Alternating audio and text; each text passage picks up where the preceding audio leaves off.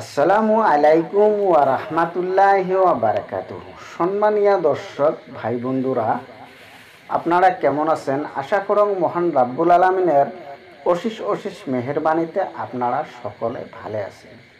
তাই আজকে আমি একটা আমল নিয়ে হাজির হলাম। আশা করং আল্লাহ রহম করলে আপনাদের প্রত্যেকের কাজে আসবে। আপনারা মনোযোগ দিয়ে শোনেন কি আমল। এমন আমল আমি আজকে একটা শিখিয়ে দেব, আপনাদের প্রত্যেকের কাজে আসবে। কোন আমল? আল্লাহ সাফি, আল্লাহ মাফি, আল্লাহ কাফি। এই আমল কতবার পড়লে আপনারা উপকার পাবেন আর কোন উপকার পাবেন, এই আমলটা আপনারা মনোযোগ দিয়ে শোনেন, তাহলে আপনার 100-র ভিতরে 100 উপকার পাবেন। বিশেষ করে আপনারা এই আমলটা শিখে যান। আজকের আমলটা আপনারা 100-র ভিতরে 100 উপকার পাবেন।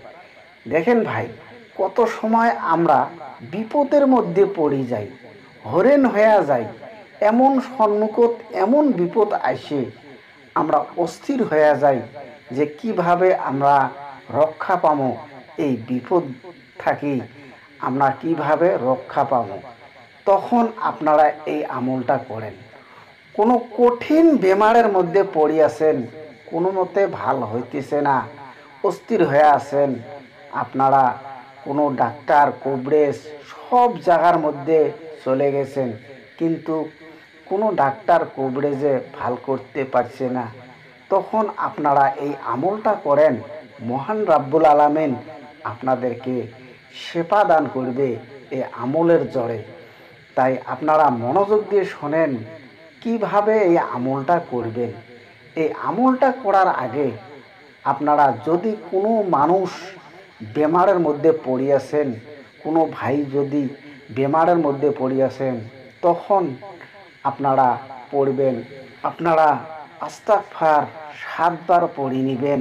7 বার পড়ে নেওয়ার পরে আপনারা দরুদ শরীফ 11 বার পাঠ করবেন। 11 বার পাঠ করার পরে ওই মানুষটাকে আপনারা মুখ দিয়ে ফুঁক মারবেন, মানে মানুষটার উপরে আপনারা দম করবেন। দম করার পরে আপনারা বলবেন, আল্লাহ সাফি, আল্লাহ মাফি, আল্লাহ কাফি। এইভাবে আপনারা ফির দম করবেন ওই মানুষটার উপরে। তারপরে এইভাবে করে আপনারা 3 বার পড়বেন। 3 বার পড়িয়ে ওই মানুষটার উপরে আপনারা ফুঁক মারবেন। ফুঁক মারার পরে আপনারা 1 গ্লাস পানির উপরে ফির আপনারা আস্তাগফার 7 বার পড়ে নেবেন। তারপরে আপনারা দরুদ শরীফ 11 বার পাঠ করে নেবেন। তারপরে আপনারা ফির পুনরায় আপনারা বলবেন, আল্লাহ সাফি, আল্লাহ মাফি, আল্লাহ কাফি। এইভাবে আপনারা পুনরায় 3 বার পাঠ করিয়ে আপনারা লাস্ট দরুদ শরীফ 11 বার পাঠ করবেন। পাঠ করিয়ে ওই পানির মধ্যে দম করবেন।